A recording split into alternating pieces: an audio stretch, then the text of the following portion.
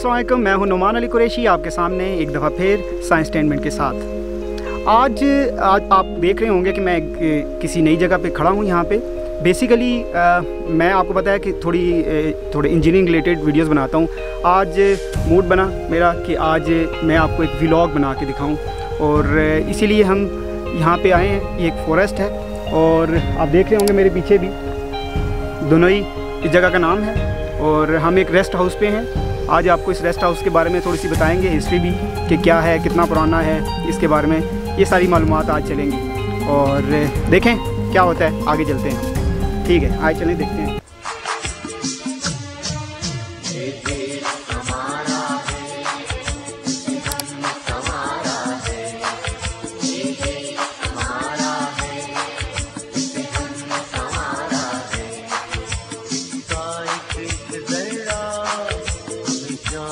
प्यारा है इसका एक जरा हम जान से प्यारा है। ये देश हमारा है, ये देश हमारा है, ये देश हमारा है, इसे हमने संवारा है। ये देश हमारा है, इसे हमने संवारा है।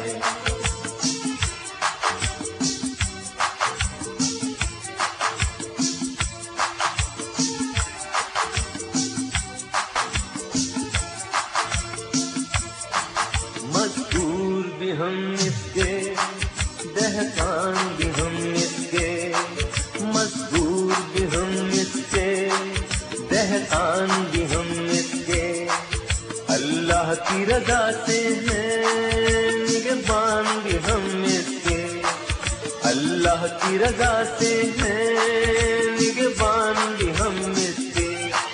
रंग इसको दिए हमने, रंग इसको दिए हमने, इसे हमने निखारा है, इसे हमने निखारा है। ये देश हमारा है, इसे हमने संवारा है। ये देश हमारा है, इसे हमने संवारा है।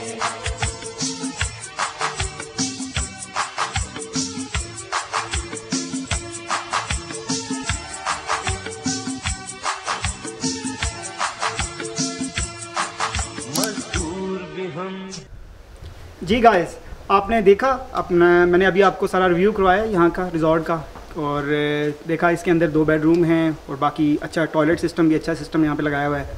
खाने पीने के लिए अपने साथ चीज़ें बंदा लेके आ सकता है यहाँ पे और रात नाइट स्टे बड़ा ज़बरदस्त होगा यहाँ पे। मसला सिर्फ यहाँ पे लाइट का है। अगर आप अपने साथ जनरेटर भी ले आते हो तो वो तो सबसे बेस्ट है और जनरेटर सिस्टम खुद अटैच करें और यहाँ पे वापसी को जाते हुए ले जाएँ। बेशक आते हुए रास्ता आपने ज़रूर देखा होगा, रास्ते में थोड़ा सा रास्ता है जो कि कोटली सतिया वाला रोड जो जाता है उससे हम ऊपर वाली साइड पे जहाँ से हुए थे उससे आगे वाला रोड थोड़ा सा गड़बड़ है।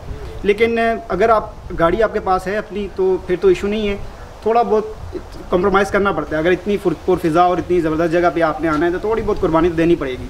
तो बाकी हवा चल रही है बड़ी ज़बरदस्त किस्म की, ठंडी ठंडी सी, क्योंकि आपको पता है ये वेदर थोड़ा सा अभी चेंज हो रहा है। वैसे तो हम कह रहे हैं कि ये बाहर का मौसम है लेकिन अभी ठंडक जा नहीं रही है, अभी ठंडक है मौजूद, तो उस हिसाब से ठंड लग रही है थोड़ी सी। स्वेटर्स वगैरह पहने हुए हैं उसके बावजूद।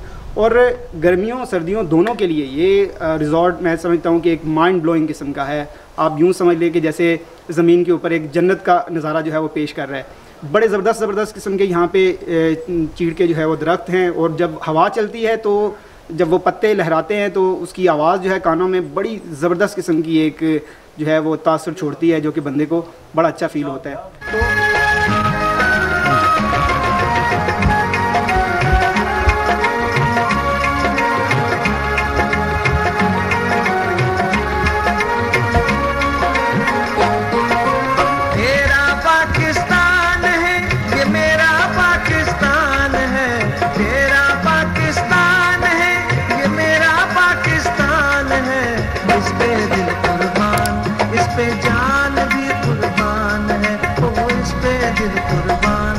इस पे जान भी कुर्बान है। तेरा पाकिस्तान है, ये मेरा पाकिस्तान है। तेरा पाकिस्तान है, ये मेरा पाकिस्तान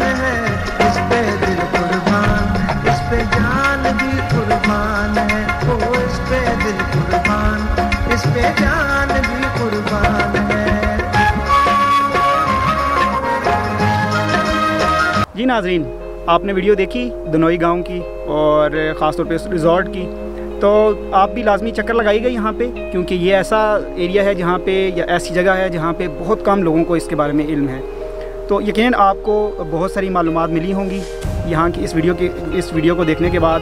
तो मेरे साथ मौजूद थे जनाब अरशद साहब, आपको पता ही है कि माशाल्लाह से अच्छे बहुत बड़े व्लॉगर हैं, इनसे सीखने को भी बड़ा कुछ मिल रहा है। और वीडियो को लाइक करें अभी तक अगर लाइक नहीं किया आपने, और चैनल को लाजमी सब्सक्राइब करिएगा, शेयर भी करें जी, शेयर भी करें जी। आप कुछ कहना चाहेंगे? मैं तो ये कहना चाहूँगा जी कि यहाँ आके एहसास तो अल्हम्दुलिल्लाह बीइंग मुस्लिम हमें हर वक्त होता है कि अल्लाह हर वक्त मौजूद है, लेकिन जब इस तरह के मनाजिर आप देखते हैं तो मुँह से बेख्तियार निकलता है सुभान अल्लाह, यानी कि इससे आगे अल्फाज ख़त्म हो जाते हैं। हर चीज़ का एक देखें किस तरीके से अल्लाह पाक ने ये दरख्त उगाए हुए हैं और ये हमें ऑक्सीजन दे रहे हैं, इनकी वजह से जो है वो माहौल अच्छा होता है, जी हाँ।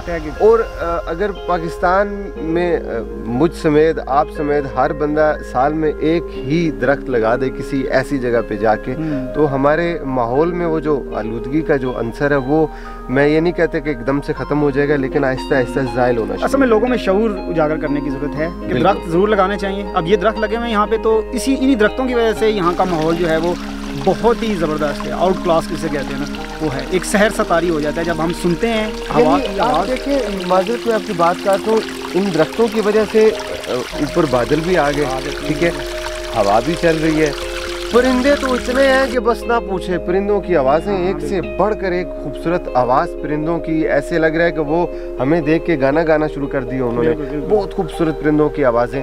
तो मैं तो ये कहूँगा कि सब लोग इधर आएँ, आके इस जगह आके टाइम गुजारें और एंजॉय करें, पिकनिक मनाएं, खाना खाएं, फिर चले जाएं। हाँ, गंद इधर नहीं फेंक के जाना, ये ध्यान में रखिएगा कि आप अपना जो कचरा होगा वो साथ ही लेके जाएं।